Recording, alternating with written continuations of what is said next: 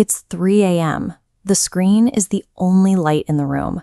A student is 3 coffees deep, eyes burning, trying to force one last chapter into their brain before a morning exam. This is the reality for half of the university population. Statistical data shows that 50 top-tier academic results depend on the specific design of the 24-hour cycle surrounding the actual work. Let's rewind to 9 p.m. A productive morning starts with biological engineering on the previous night. We all operate on natural rhythms called chronotypes. Whether you are an early bird or a night owl is largely determined by genetics. Because of this, the specific hour you choose to sleep matters far less than maintaining a rigid, consistent routine. The most common disruptor of that routine is screen time. Device screens emit blue light, a wavelength that signals daytime to the brain. This exposure halts the release of melatonin, the hormone your body requires to initiate high-quality sleep. A study in the JK Practitioner tested the impact of different interventions on college students. Researchers assigned 90 participants to 3 groups: a control group, a yoga intervention group, and a group practicing strict sleep hygiene. The sleep hygiene group recorded a mathematically significant drop in both academic stress and Beck Depression Inventory scores, while the other group showed little to no change. The participants who stabilized their sleep behaviors effectively reduced their depressive symptoms by over 4 points on average. This clinical data suggests that a structured sleep routine is a more effective intervention for mental health and cognitive focus than general relaxation techniques.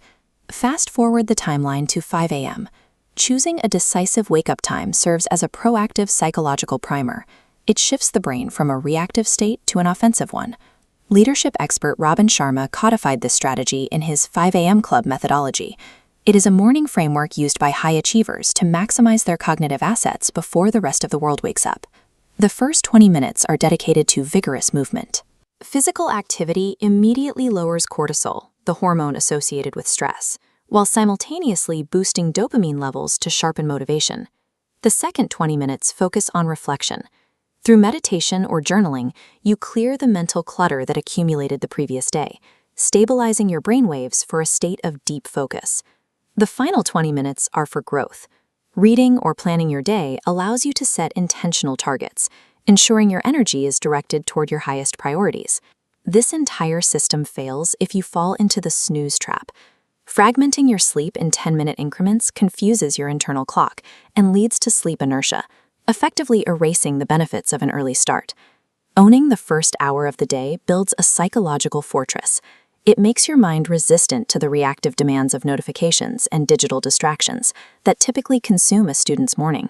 Shift the timeline to your primary study hours. Biological and psychological priming provide the energy, but the physical environment determines how effectively that energy is used. Relying on willpower to ignore distractions is a losing strategy, as willpower depletes with every choice you make. Elite performance requires a tight bubble of focus, a space where distractions are physically removed. Natural light and ergonomic furniture are the baseline requirements. Sunlight improves cognitive performance and mood regulation, while a supportive chair prevents the physical discomfort that often triggers an early end to a study session. Digital discipline is the most difficult layer. Research proves that even having a smartphone visible on your desk reduces your available cognitive capacity. Phones must be stored in a separate room, and app blockers should restrict access to social media during deep work blocks. A distraction-free space protects the biological and psychological work you did earlier. It ensures your focus is spent on learning, not on the effort of ignoring your environment. Viewing the 24-hour timeline as a single system reveals a cohesive ecosystem of self-regulation. Isolated study hacks are secondary to the way these habits interact. This is what Sharma calls the twin cycles of elite performance. True productivity is an infinity loop, where periods of intense focus are balanced by periods of deep recovery. Mastery of this cycle prevents academic burnout and builds resilience against stress. It treats sleep and environment as essential tools for success, rather than obstacles to it. You don't rise to the level of your goals.